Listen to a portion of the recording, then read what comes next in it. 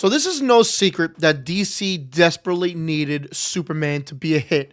Obviously, following the Snyder stuff, the DCEU stuff, the new change in CEO, James Gunn and Peter Safran, there is a ton riding on this movie. The shareholders, the executives, everybody working with Warner Brothers, specifically DC, they knew that Superman needed to be a hit. Now, they went with James Gunn because he's got a good track record in terms of comic book movies in both Marvel and DC, from the Guardians of the Galaxy trilogy, Peacemaker, the second Suicide Squad. It is interesting that there's something to talk about here, and there's a few different things that are going on that I felt like could be their own separate videos, but I feel like they all coincide in some way to make this into one video, so I want to break it down. So, it is being reported that Warner Brothers knew this is a big thing. Obviously, Superman, one of the biggest characters ever.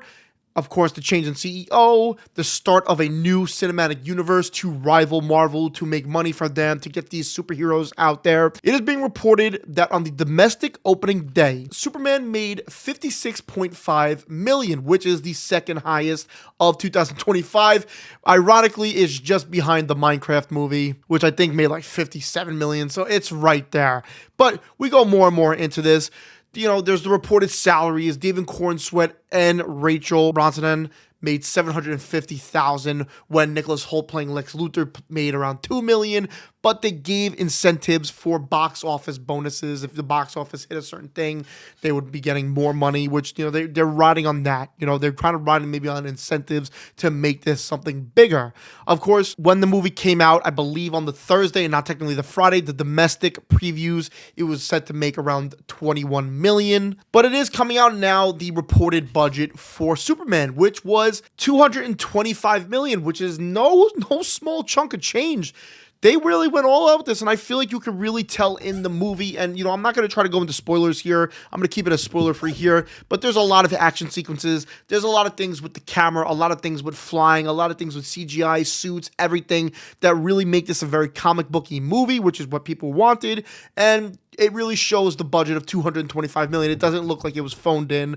It looks like, you know, $225 million was spent. So their goal was to cross $500 million globally. Will they get there? I don't know. I feel like just positive word of mouth from the Superman movie, from Rotten Tomatoes, from people, from different scoopers, everything, it is quite possible. Of course, David Cornsweet in an interview did also talk about how he is under contract for a potential Superman sequel. Now, I don't know if it's Superman 2, if it's the, you know, Heroes Finest. Originally, it was projected, without anybody seeing it, to earn around 115 to around 130 million domestically in the opening weekend.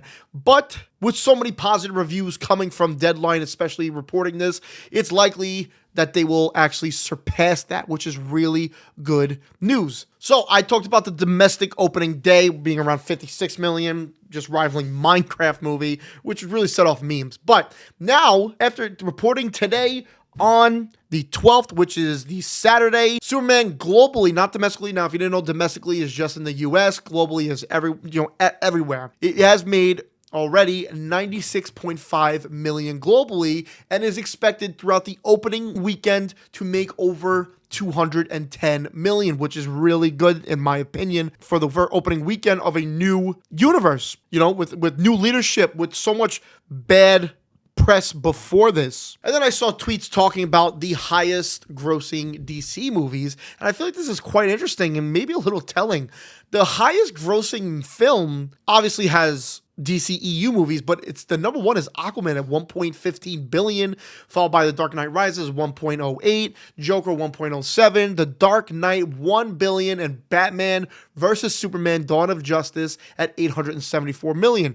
So it makes you really beg the question that there is that love for DC. The most recent one being Joker at a billion. That means there's not too much, you know, even with the bad leadership, with positive word of mouth, which Joker 1 was very good, Joker 2, it fell flat for a lot of people, but it does get people into seats. And obviously The Dark Knight, huge movies that people love. But Warner Brothers knew that this movie was important to the DCU, to the characters, to the leadership, to the shareholders, to, most importantly, the fans. They knew it, and I think they might have delivered.